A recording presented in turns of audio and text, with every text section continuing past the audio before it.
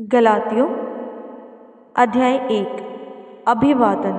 पौलुस की, जो ना मनुष्य की ओर से और ना मनुष्य के द्वारा वरन यीशु मसीह और पिता परमेश्वर के द्वारा जिसने उसको मरे हुओं में से जिलाया प्रेरित है, और सारे भाइयों की ओर से जो मेरे साथ है गलातियों की कलीसियाओं के नाम परमेश्वर पिता और हमारे प्रभु यीशु मसीह की ओर से तुम्हें अनुग्रह और शांति मिलती रहे।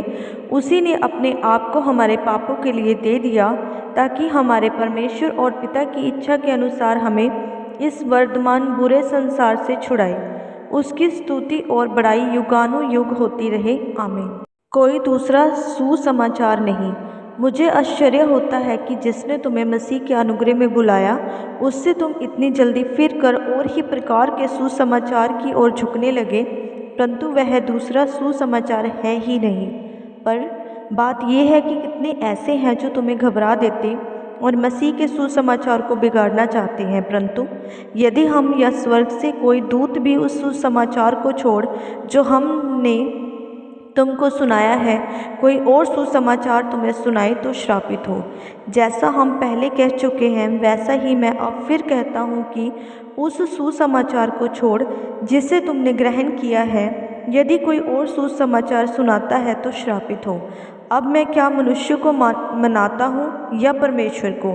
क्या मैं मनुष्य को प्रसन्न करना चाहता हूँ? यदि मैं अब तक मनुष्य को ही प्रसन्न करता रहता, तो मसीह का दास ना होता। पौलुस कैसे प्रेरित बना? हे भाइयों, मैं तुम्हें बताई देता हूँ कि जो सुसमाचार मैंने सुनाया है वह मनुष्य का नहीं, क्योंकि वह मुझे मनुष्य की ओर से नहीं पहुँचा और ना मुझे सिखाया गया, पर यीशु मसीह के प्रकाशन से मिला। यहूदी मत में जो पहले मेरा चाल चलन था, उसके विषय में तुम सुन चुके हो कि मैं परमेश्वर की कलीसिया को बहुत ही सताता और नष्ट करता था। अपने बहुत से जाति वालों से जो मेरी अवस्था के थे यहूदी मत में अधिक बढ़ता जाता था और अपने बाप दादाओं की परंपराओं के लिए बहुत ही उत्साही था। परंतु परमेश्वर की, जिसने मेरी माता के गर्भ ही से मुझे ठहराया, अपने अनुग्रह से बुला लिया, जब इच्छा हुई कि मुझ में अपने पुत्र को प्रकट करे कि मैं अन्य जातियों में उसका सुसमाचार सुनाऊं, तो ना मैंने मांस से और लहू से सलाह ली और ना यरूशलेम को उनके पास गया जो मुझसे पहले प्रेरित थे, पर तुरंत अरब को चला गया और फिर वहाँ से दमिश्क को लौट आया। फिर 3 वर्ष के बाद मैं कैफा से भेंट करने के लिए यरूशलेम गया और उसके पास 15 दिन तक रहा, परंतु प्रभु के भाई याकूब को छोड़ और प्रेरितों में से किसी से ना मिला। जो बातें मैं तुम्हें लिखता हूँ, देखो, परमेश्वर को उपस्थित जानकर कहता हूँ कि वह झूठी नहीं। इसके बाद मैं सीरिया और किलिकिया के प्रांतों में आया, पर यहूदिया की कलीसियाओं ने जो मसीह में थी मेरा मुंह कभी नहीं देखा था, परंतु यही सुना करती थी कि जो हमें पहले सताता था वह अब उसी विश्वास का सुसमाचार सुनाता है जिसे पहले नष्ट करता था, और वह मेरे विषय में परमेश्वर की महिमा करती है। गलातियों अध्याय 2। अन्य प्रेरितों द्वारा पौलुस को मान्यता।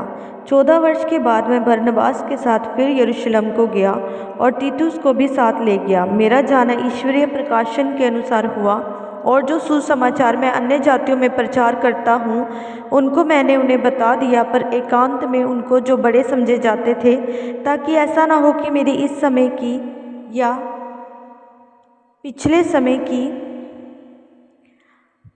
दौड़ धूप व्यर्थ ठहरे। परंतु तीतुस को भी, जो मेरे साथ था और जो यूनानी है, खतना कराने के लिए विवश नहीं किया गया।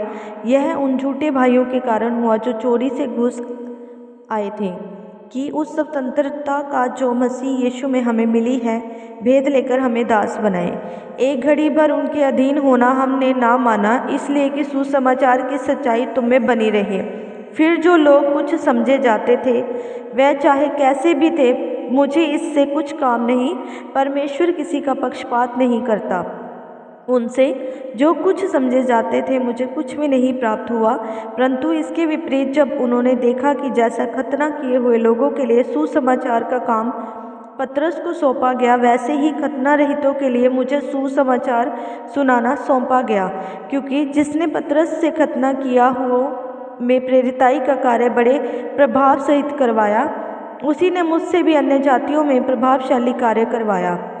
और जब उन्होंने उस अनुग्रह को जो मुझे मिला था जान लिया, तो याकूब और कैफा और यूहन्ना ने, जो कलीसियाओं के खंभे समझे जाते थे, मुझको और बरनबास को संगति का दाहिना हाथ दिया कि हम अन्य जातियों के पास जाएं और वह खतना किए हुओं के पास। केवल यह कहा कि हम कंगालों की सुधि लें, और इसी काम को करने का मैं अब भी यत्न कर रहा था। पौलुस द्वारा पतरस का विरोध। पर जब कैफा अन्ताकिया में आया तो मैंने उसके मुंह पर उसका सामना किया, क्योंकि वह दोषी ठहरा था, इसलिए कि याकूब की ओर से कुछ लोगों के आने से पहले वह अन्य जातियों के साथ खाया करता था। परंतु जब वे आए तो खतना किए हुए लोगों के डर के मारे वह पीछे हट गया और किनारा करने लगा। उसके साथ शेष यहूदियों ने भी कपट किया, यहाँ तक कि बरनबास भी उनके कपट में पड़ गया। पर जब मैंने देखा कि सुसमाचार की सच्चाई पर सीधी चाल नहीं चलते, तो मैंने सबके सामने कैफा से कहा, जब तू यहूदी होकर अन्य जातियों के समान चलता है और यहूदियों के समान नहीं, तो तू अन्य जातियों को यहूदियों के समान चलने को क्यों कहता है? विश्वास द्वारा धर्मी ठहरना। हम तो जन्म से यहूदी हैं और पापी अन्य जातियों में से नहीं, तो भी यह जानकर कि मनुष्य व्यवस्था के कामों से नहीं, पर केवल यीशु मसीह पर विश्वास करने के द्वारा धर्मी ठहरता है। हमने आप भी यीशु मसीह पर विश्वास किया कि हम व्यवस्था के कामों से नहीं, पर यीशु मसीह पर विश्वास करने से धर्मी ठहरें, इसलिए कि व्यवस्था के कामों से कोई प्राणी धर्मी ठहर ना सकेगा। हम जो मसीह में धर्मी ठहरना चाहते हैं, यदि आप ही पापी निकले तो क्या मसीह पाप का सेवक है? कदापि नहीं। क्योंकि जो कुछ मैंने गिरा दिया, यदि उसी को फिर बनाता हूँ तो अपने आप को अपराधी ठहराता हूँ। मैं तो व्यवस्था के द्वारा व्यवस्था के लिए मर गया कि परमेश्वर के लिए जीऊँ। मैं मसीह के साथ क्रूस पर चढ़ाया गया हूँ। अब मैं जीवित ना रहा, पर मसीह मुझ में जीवित है।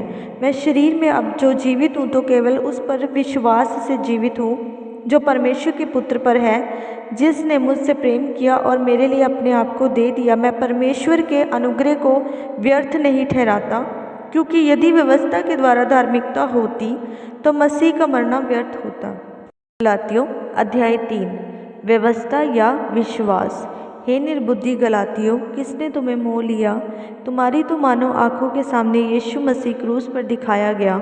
मैं तुमसे केवल यह जानना चाहता हूँ कि तुमने आत्मा को क्या व्यवस्था के कामों से या विश्वास के सुसमाचार से पाया? क्या तुम ऐसे निर्बुद्धि हो कि आत्मा की रीति पर आरंभ करके अब शरीर की रीति पर अंत करोगे? क्या तुमने इतना दुख व्यर्थ ही उठाया? परंतु कदापि व्यर्थ नहीं। जो तुम्हें आत्मा दान करता और तुम में सामर्थ्य के काम करता है, वह क्या व्यवस्था के कामों से या सुसमाचार पर विश्वास से ऐसा करता है? अब्राहम ने तो परमेश्वर पर विश्वास किया और यह उसके लिए धार्मिकता गिनी गई। अतः यह जान लो कि जो विश्वास करने वाले हैं वह ही अब्राहम की संतान है। और पवित्र शास्त्र ने पहले ही से यह जानकर कि परमेश्वर अन्य जातियों को विश्वास से धर्मी ठहराएगा, पहले ही से अब्राहम को यह सुसमाचार सुना दिया कि तुझ में सब जातियां आशीष पाएंगी। इसलिए जो विश्वास करने वाले हैं वह विश्वासी अब्राहम के साथ आशीष पाते हैं। इसलिए जितने लोग व्यर्थ व्यवस्था के कामों पर भरोसा रखते हैं वह सब श्राप के अधीन हैं, क्योंकि लिखा है, जो कोई व्यवस्था की पुस्तक में लिखी हुई सब बातों के करने में स्थिर नहीं रहता वह श्रापित है। पर यह बात प्रकट है कि व्यवस्था के द्वारा परमेश्वर के यहाँ कोई धर्मी नहीं ठहरता, क्योंकि धर्मी जन विश्वास से जीवित रहेगा। पर व्यवस्था का विश्वास से कोई संबंध नहीं, क्योंकि जो उनको मानेगा वह उनके कारण जीवित रहेगा। मसीह ने जो हमारे लिए श्रापित बना, हमें मोल लेकर व्यवस्था के श्राप से छुड़ाया, क्योंकि लिखा है, जो कोई काठ पर लटकाया जाता है वह श्रापित है। यह इसलिए हुआ कि अब्राहम की आशीष मसीह यीशु में अन्य जातियों तक पहुँचे और हम विश्वास के द्वारा उस आत्मा को प्राप्त करें जिसकी प्रतिज्ञा हुई है। व्यवस्था और वाचा। हे भाइयों, मैं मनुष्य की रीति पर कहता हूँ, मनुष्य की वाचा भी जो पक्की हो जाती है तो ना कोई उसे टालता है ना उसमें कुछ बढ़ाता है। अतः प्रतिज्ञाएँ अब्राहम को और उसके वंश को दी गई। वह यह नहीं कहता वंशों को, जैसे बहुतों के विषय में कहा, पर जैसा एक के विषय में कि तेरे वंश को, और वह मसीह है। पर मैं यह कहता हूँ, जो वाचा परमेश्वर ने पहले से पक्की की थी उसको व्यवस्था 430 वर्ष के बाद आकर नहीं टाल सकती कि प्रतिज्ञा व्यर्थ ठहरे, क्योंकि यदि मीरास व्यवस्था से मिली है तो फिर प्रतिज्ञा से नहीं, परंतु परमेश्वर ने अब्राहम को प्रतिज्ञा के द्वारा दे दी है, तब फिर व्यवस्था क्यों दी गई? वह तो अपराधों के कारण बाद में दी गई कि उस वंश के आने तक रहे जिसको प्रतिज्ञा दी गई थी, और वह स्वर्गदूतों के द्वारा एक मध्यस्थ के हाथ ठहराई गई। मध्यस्थ तो एक का नहीं होता, परंतु परमेश्वर एक ही है। परमेश्वर की प्रतिज्ञाओं के विरोध में है, कदापि नहीं, क्योंकि यदि ऐसी व्यवस्था दी जाती जो जीवन दे सकती तो सचमुच धार्मिकता व्यवस्था से होती, परंतु पवित्र शास्त्र ने सबको पाप के अधीन कर दिया ताकि वह प्रतिज्ञा जिसका आधार यीशु मसीह पर विश्वास करना है, विश्वास करने वालों के लिए पूरी हो जाए। पर विश्वास के आने से पहले व्यवस्था की अधीनता में हमारी रखवाली होती थी, और उस विश्वास के आने तक जो प्रकट होने वाला था हम उसी के बंधन में रहे। इसलिए व्यवस्था मसीह तक पहुंचने के लिए हमारी शिक्षक हुई है कि हम विश्वास से धर्मी ठहरे, परंतु जब विश्वास आ चुका तो हम अब शिक्षक के अधीन न रहे, क्योंकि तुम सब उस विश्वास के द्वारा जो यीशु मसीह पर है परमेश्वर की संतान हो। और तुम में से जितनों ने मसीह में बपतिस्मा लिया है उन्होंने मसीह को पहन लिया है। अब ना कोई यहूदी रहा ना यूनानी, ना कोई दास ना स्वतंत्र, ना कोई नर ना नारी, क्योंकि तुम सब मसीह यीशु में एक हो। और यदि तुम मसीह के हो तो अब्राहम के वंश और प्रतिज्ञा के अनुसार वारिस भी हो। गलातियों अध्याय 4। मैं यह कहता हूँ कि वारिस जब तक मालिक है, यद्यपि सब वस्तुओं का स्वामी है, तो भी उसमें और दास में कोई भेद नहीं, परंतु पिता के ठहराए हुए समय तक संरक्षकों और प्रबंधकों के वश में रहता है।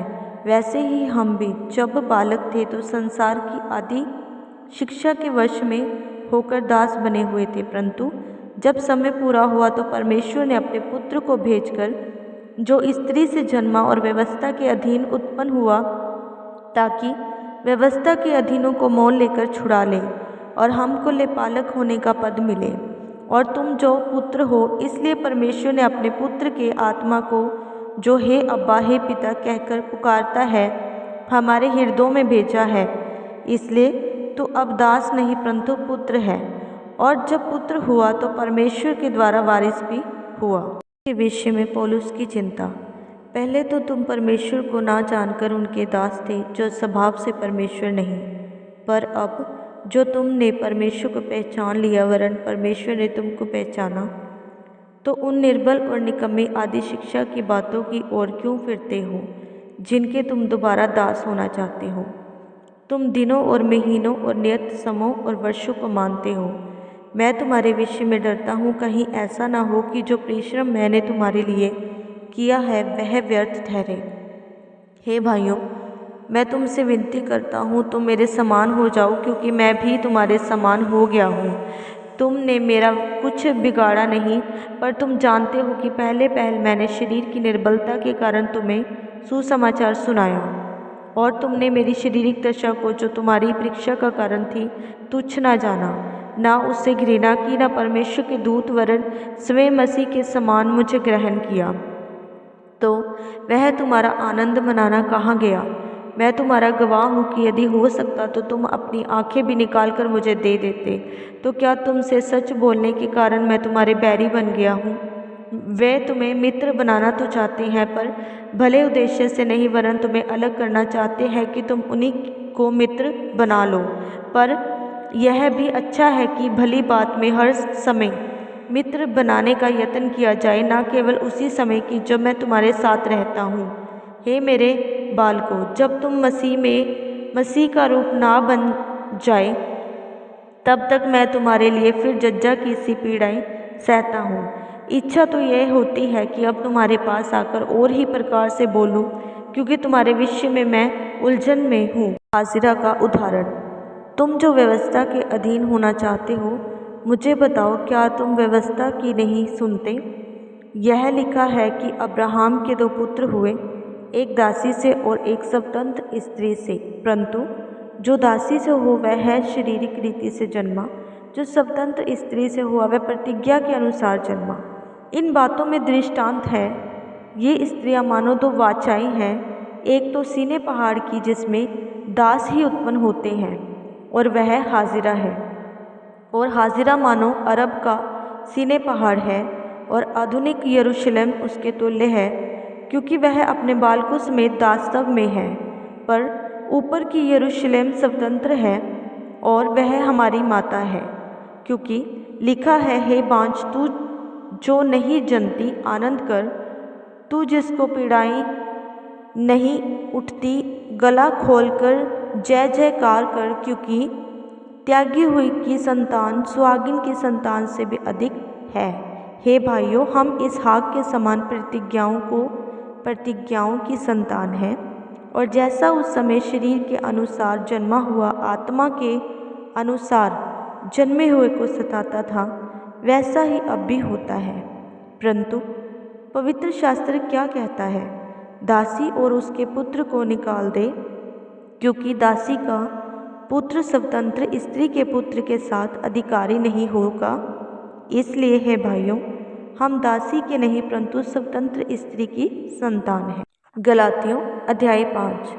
स्वतंत्रता को सुरक्षित रखो। मसीह ने स्वतंत्रता के लिए हमें स्वतंत्र किया है, अतः इसी में स्थिर रहो और दासत्व के जुए में फिर से ना जुटो। देखो, मैं पौलुस तुमसे कहता हूँ कि यदि खतना कराओगे तो मसीह में तुम्हें कुछ लाभ न होगा। फिर भी मैं हर एक खतना कराने वाले को जताई देता हूँ कि उसे सारी व्यवस्था माननी पड़ेगी। तुम जो व्यवस्था के द्वारा धर्मी ठहरना चाहते हो, मसीह से अलग और अनुग्रह से गिर गए हो, क्योंकि आत्मा के कारण हम विश्वास से आशा की हुई धार्मिकता की बाट जोहते हैं। 5। स्वतंत्रता को सुरक्षित रखो। मसीह ने स्वतंत्रता के लिए हमें स्वतंत्र किया है, अतः इसी में स्थिर रहो और दासत्व के जुए में फिर से ना जुटो।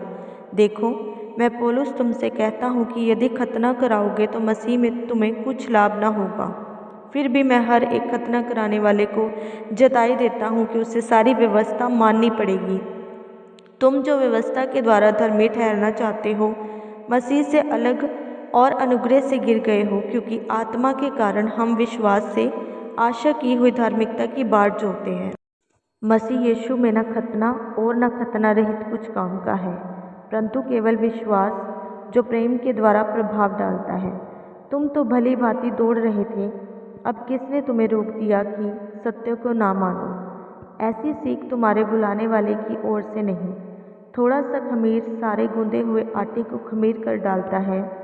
मैं प्रभु पर तुम्हारे विषय में भरोसा रखता हूँ कि तुम्हारा कोई दूसरा विचार ना होगा, परंतु जो तुम्हें घबरा देता है वह कोई क्यों ना हो दंड पाएगा। परंतु हे भाइयों, यदि मैं अब तक खतना का प्रचार करता हूँ तो क्यों अब तक सताया जाता हूँ? फिर तो क्रूस की ठोकर जाती रही। भला होता कि जो तुम्हें डामाडोल करते हैं वह अपना अंग ही काट डालें। हे भाइयों, तुम स्वतंत्र होने के लिए बुलाए गए हो, परंतु ऐसा ना हो कि यह स्वतंत्रता शरीरी कामों के लिए अवसर बने, वरन प्रेम से एक दूसरे के दास बनो, क्योंकि सारी व्यवस्था इस एक ही बात में पूरी हो जाती है, तू अपने पड़ोसी से अपने समान प्रेम रख। पर यदि एक दूसरे को दांत से काटते और फाड़ खाते हो तो चौकस रहो कि एक दूसरे का सत्यानाश ना कर दो। मैं कहता हूँ, आत्मा के अनुसार चलो तो तुम शरीर की लालसाएं किसी रीति से भी पूरी ना करोगे, क्योंकि शरीर आत्मा के विरोध में और आत्मा शरीर के विरोध में लालसा करता है, और ये एक दूसरे के विरोधी हैं, इसलिए कि जो तुम करना चाहते हो वह ना करने पाओ। और यदि तुम आत्मा की चलाई चलते हो तो व्यवस्था के अधीन ना रहे। शरीर के काम तो प्रकट है, अर्थात व्यभिचार, गंदे काम, लुचपन, मूर्ति पूजा, टोना, बैर, झगड़ा, ईर्ष्या, क्रोध, फूट, विधर्म, डाह, मतवालापन, लीला क्रीड़ा और इनके जैसे और काम हैं। इनके विषय में मैं तुमसे पहले से कह देता हूँ, जैसे पहले कह भी चुका हूँ, ऐसे ऐसे काम करने वाले परमेश्वर के राज्य के वारिस ना होंगे। पर आत्मा का फल प्रेम, आनंद, शांति, धीरज, कृपा, भलाई, विश्वास, नम्रता और संयम है। ऐसे ऐसे कामों के विरोध में कोई भी व्यवस्था नहीं जो मसीह यीशु के हैं उन्होंने शरीर को उसकी अभिलाषाओं और लालसाओं समेत क्रूस पर चढ़ा दिया है। यदि हम आत्मा के द्वारा जीवित हैं तो आत्मा के द्वारा चले भी। हम घमंडी होकर ना एक दूसरे को छोड़े और ना एक दूसरे से डा करें। गलातियों अध्याय 6। एक दूसरे की सहायता करो। हे भाइयों, यदि कोई मनुष्य किसी अपराध में पकड़ा भी जाए तो तुम जो आत्मिक हो नम्रता के साथ ऐसे को संभालो और अपनी भी चौकसी रखो कि तुम भी परीक्षा में ना पड़ो। तुम एक दूसरे का भार उठाओ और इस प्रकार मसीह की व्यवस्था को पूरी करो, क्योंकि यदि कोई कुछ ना होने पर भी अपने आप को कुछ समझता है तो अपने आप को धोखा देता है। पर हर एक को अपने ही काम को जांच ले और तब दूसरे के विषय में नहीं परंतु अपने ही विषय में उसको घमंड करने का अवसर होगा, क्योंकि हर एक व्यक्ति अपना ही बोझ उठाएगा। जो वचन की शिक्षा पाता है वह सब अच्छी वस्तुओं में सिखाने वाले को भागी करे। धोखा न खाओ, परमेश्वर ठट्ठों में नहीं उड़ाया जाता, क्योंकि मनुष्य जो कुछ बोता है वही काटेगा। क्योंकि जो अपने शरीर के लिए बोता है वह शरीर के द्वारा विनाश की कटनी काटेगा, और जो आत्मा के लिए बोता है वह आत्मा के द्वारा अनंत जीवन की कटनी काटेगा। हम भले काम करने में साहस ना छोड़ें, क्योंकि यदि हम ढीले ना हो तो ठीक समय पर कटनी काटेंगे। इसलिए जहाँ तक अवसर मिले हम सबके साथ भलाई करें, विशेष करके विश्वासी भाइयों के साथ। अंतिम चेतावनी और अभिवादन। देखो, मैंने कैसे बड़े बड़े अक्षरों में तुमको अपने हाथ से लिखा है। जो लोग शारीरिक दिखावा चाहते हैं वह ही तुम्हारा खतना करवाने के लिए दबाव डालते हैं, केवल इसलिए कि वह मसीह के क्रूस के कारण सताए न जाए। क्योंकि खतना करने वाले स्वयं तो व्यवस्था पर नहीं चलते, पर तुम्हारा खतना इसलिए कराना चाहते हैं कि तुम्हारी शारीरिक दशा पर घमंड करें। पर ऐसा ना हो कि मैं अन्य किसी बात का घमंड करूं, केवल हमारे प्रभु यीशु मसीह के क्रूस का, जिसके द्वारा संसार मेरी दृष्टि में और मैं संसार की दृष्टि में क्रूस पर चढ़ाया गया हूँ। क्योंकि न खतना और न खतना रहित कुछ है, परंतु नई सृष्टि। जितने इस नियम पर चलेंगे उन पर और परमेश्वर के इज़राइल पर शांति और दया होती रहे। को कोई मुझे दुख ना दे, क्योंकि मैं यीशु के दागों को अपनी देह में लिए फिरता हूँ। हे भाइयों, हमारे प्रभु यीशु मसीह का अनुग्रह तुम्हारी आत्मा के साथ रहे।